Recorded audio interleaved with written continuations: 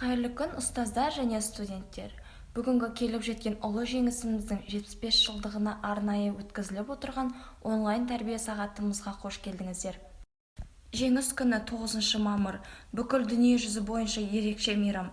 Әсіресе бұл мерекені Екінші дүниежүзілік соғысының бар ауыртпалығын өз мойнымен көтеріп, отан үшін от кешіп, соғыстың қанға бөккен даласында қайсарлықпен шайқасқан, жеңістің туын желбіреткен ұлы отан соғысының ардагерлері үшін ерекше мейрам. Бүгін онлайн тәрбие сағатымыз ұлы отан соғысында құрбан болған аталарымыз бен әкелеріміздің мәңгі жас болып жадымызда сақталған жауынгерлер мен офицерлер рухына, бейбіт кезеңде дүниеден өткен ардагерлерге, бүгінде ортамызда жүрген ұлы отан соғысы ардагерлерінің құрметіне арналады. Келесі сөз кезегін сүйікті кураторымыз Құрманаева Шолпан Советқызына береміз.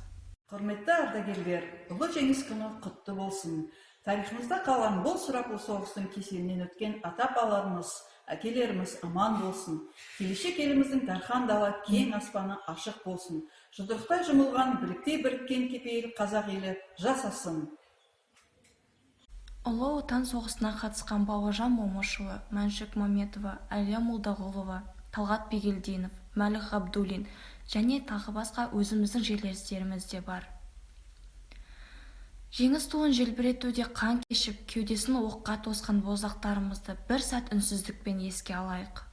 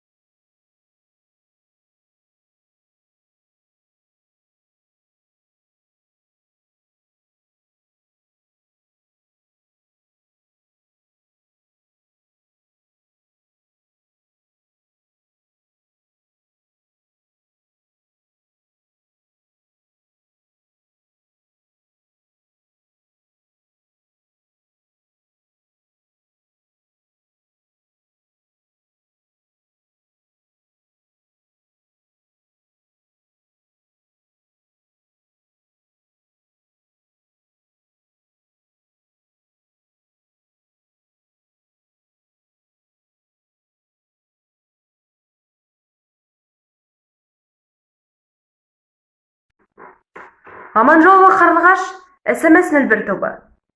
Майдангерлер. Қан майдан жүректе жарасы бар.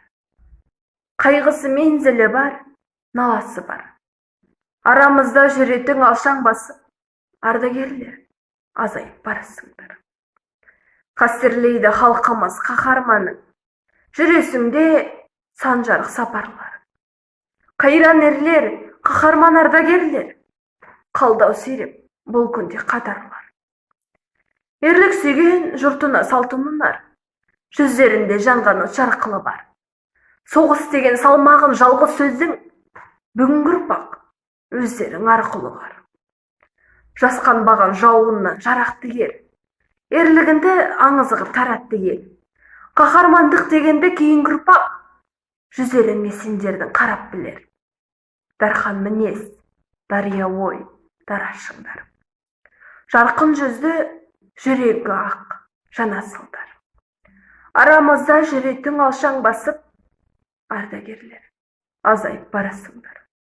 Мен Кәрім Айдос Барбекұлы, Жезқазған индустриялдық-гуманитарлық колледж студенті П01 группасы, қаһарман. Мың қолы тұрса дағы бармаңы, адамзатты алға басар арзаңы, мыр оғындай Момышұлы Бауыржан, туа біткен туралықты тарланы, әрбір сөзі жас ұрпаққа тағылым, бойға жиған ақылы мен сабырын, өмір бойы шындық үшін күрескен, жалғандықтан тіліп түскен тамырын, жауынгерді айналдырып құрышқа, тайсалмастан кірген талай ұрысқа, ұрпағына үлгі болған ғұмырын, ұқсатамын жарқылдаған қылышқа.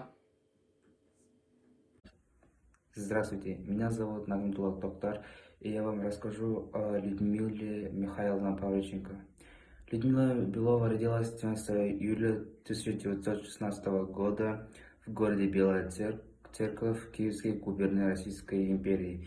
В семье петроградского слесаря, комиссара полка во время гражданской войны Михаила Белова и Елены Трофимовны Беловой.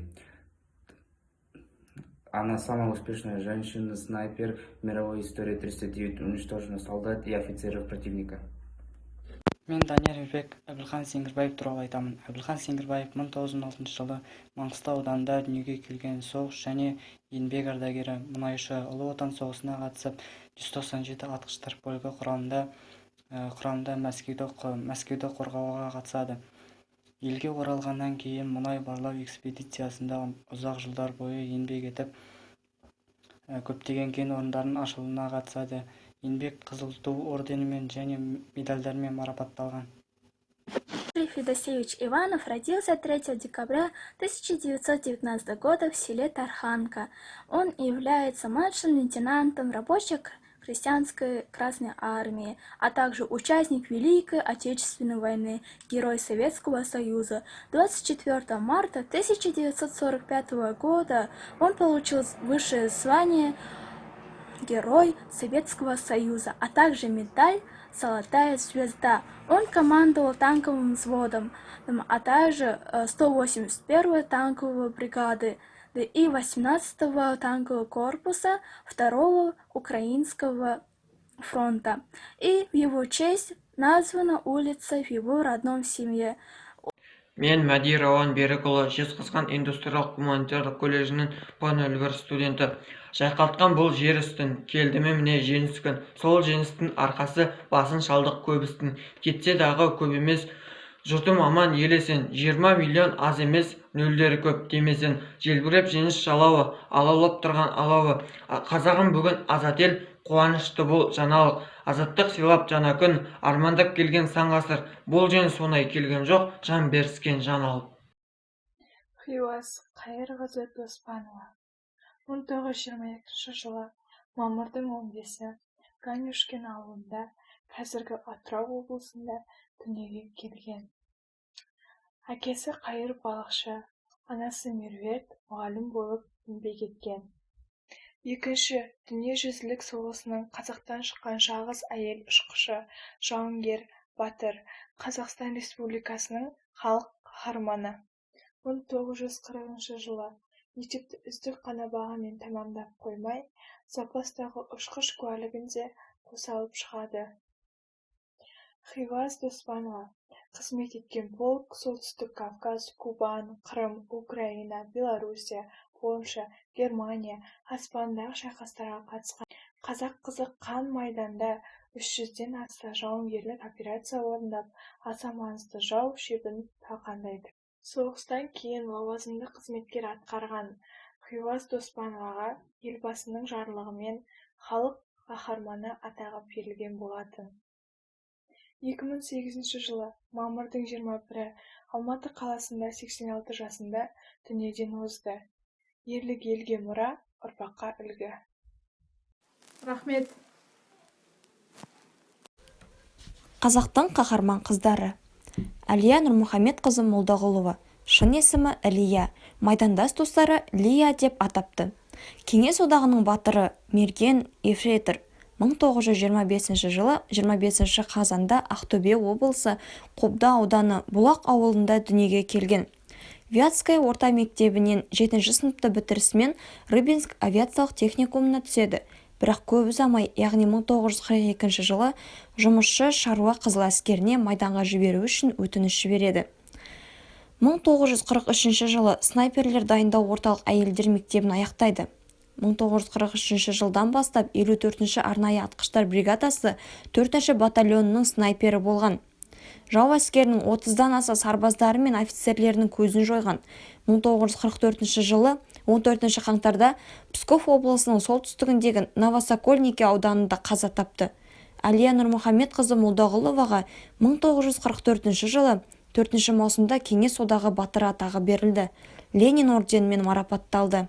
Новосокольники ауданының Монакова ауылында жерленген. Оның қысқа, бірақ жарқын өмірі Қазақстан жастары үшін өнеке болары анық. Мәметова Мәншік Жиенғалиқызы. Ата-анасынан ерте айырылған Мәншік балалық шағын Алматыда өткізеді. Ұлы Отан соғысы басталған кезде Алматы медициналық институтында оқып жүрді. 1942 жылы тамызда ол өз еркімен Қызыл армия қатарына алынып 21-ші атқыштар дивизиясының құрамында ұрысқа қатысты. Аға сержант пулеметші Мәншүк ұрыстарда өзінің мергендігімен және тобында батылдығымен көзге түсті. Невель қаласы үшін болған кескілескен шешуші ұрыста Мәншүк ақтық демі біткенше пулеметтен оқ боратып қаһармандықпен қаза тапты. Павлодар облысының колхозшылары батыр қыздың құрметіне Мәншүк атындағы танк колоннасын құруға қаражат жинады. Туған жерінде оған ескерткіш орнатылған.